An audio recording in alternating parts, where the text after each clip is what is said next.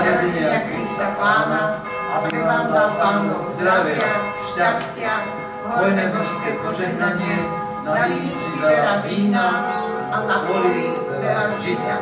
A vám v tomto dome všetkým veľa dobrého zdravia. Pochválený Ježiš Kristus.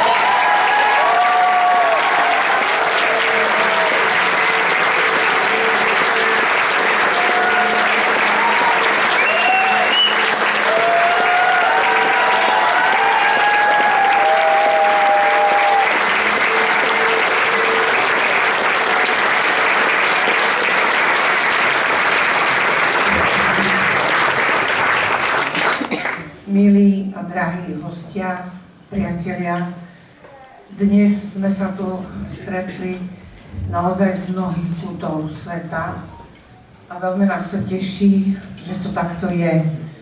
Ten večer by nikdy nebol taký pekný, keby ste tu neboli všetci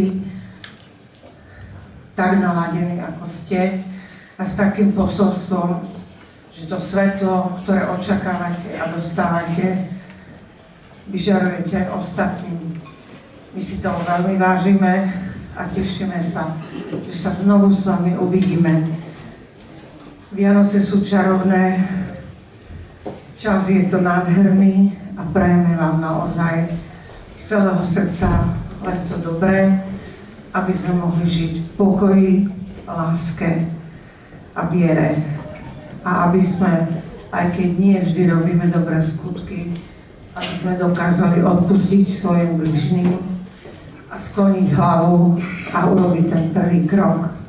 A to vám prajeme nielen Vianočné sviatky a advent, ale aj celý budúci rok. S Pánom Bohom a dovidenia.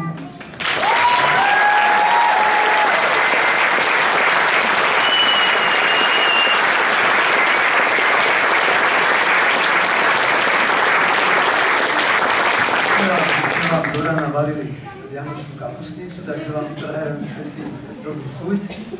Máte to tam nachystané, snad, že to aj. Ať sa krásne a tešíme sa na Vianoce.